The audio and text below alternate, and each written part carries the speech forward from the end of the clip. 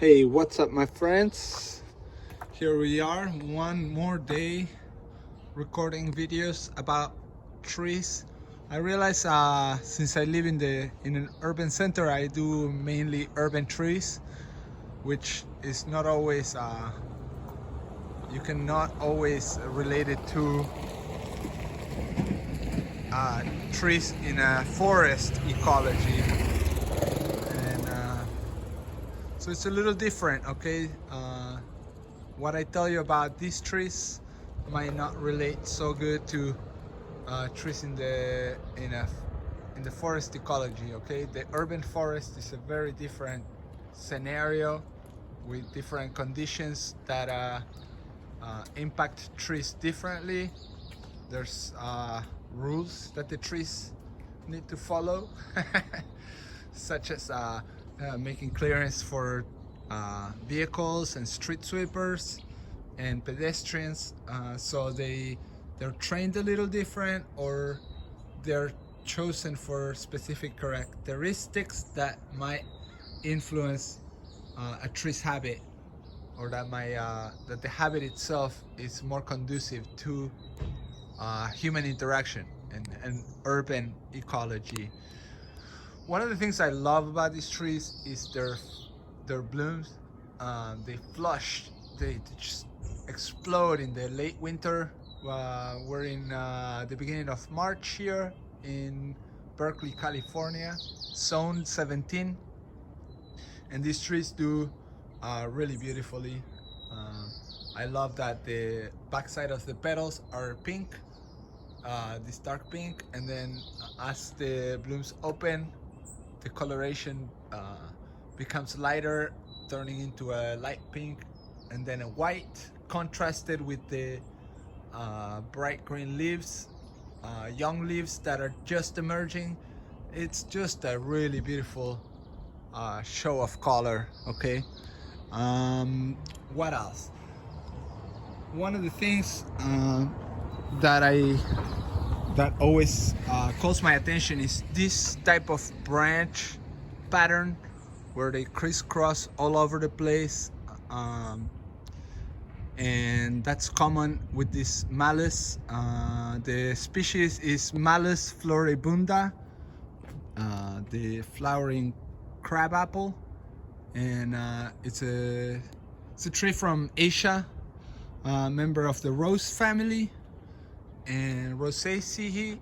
And yeah, one of the things about these branch patterns, I don't know why they branch like this, in this big crisscross, inward and outward growing branches, but I think it has to do with creating a safe habitat for birds, because the birds will eventually eat the fruit and take the seeds with them and poop them out somewhere where a new tree will grow, right? So I think part of the branching patterns that this tree exhibits has to do with that, with creating habitat. I don't see any nests, bird's nests right now in this tree, but just a moment ago there were some birds fluttering around and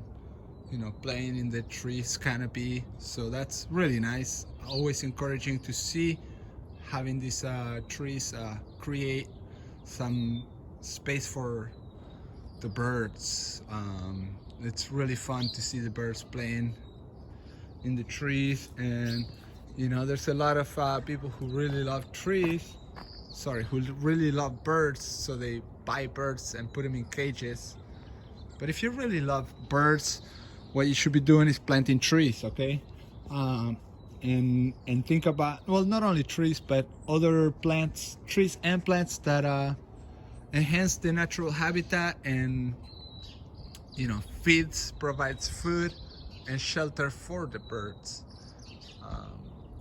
As you can see, this tree has been influenced here to accommodate cars and vehicles, again, street sweepers that need to go by, and so there's always some pruning that gets done to urban trees. This is a pretty nice tree. It's got a good sized trunk, and it's not a very young tree, I can tell. It's probably in 20-30 years maybe. They're not extremely fast growing, but they do seem to live many years. I've seen some really great specimens that are very old. This one is not that old, but I'm gonna make my way across the street safely, looking both ways. Okay, we're safe, and we're gonna look at it from a little farther back so we can appreciate the shape. Okay, and now you see the shape over there. It's a spreading tree. Okay, low branches that spread outwards. It's a great specimen for a street tree because it doesn't grow too tall. It's about the tallest ones I've seen of these are about 25-30 feet, and that's usually a good size for a street tree because all the human infrastructure forces us to consider our trees, choose our trees wisely. You see a lot of places where they need to clear the way for the power lines, and they just go chopping trees, you know, without following any guidelines to how a tree grows or reacts. So they end up making poor choices, such as this deodar cedar here. It's got a very flat canopy on one side to accommodate the power lines, and then on the other side it has the full crown, which makes the tree unbalanced, and you know, it could potentially create a risky tree.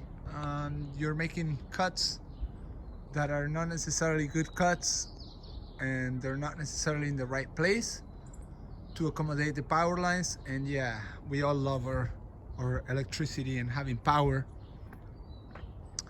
but doing that is not the best. Okay, so if you're close to power lines, think about trees that are not gonna grow into them, and if it's a tree that is nice and a large tree, then you want to think about planting it far enough from the power lines, so in the future PG&E or your local utilities don't come and cut them for you.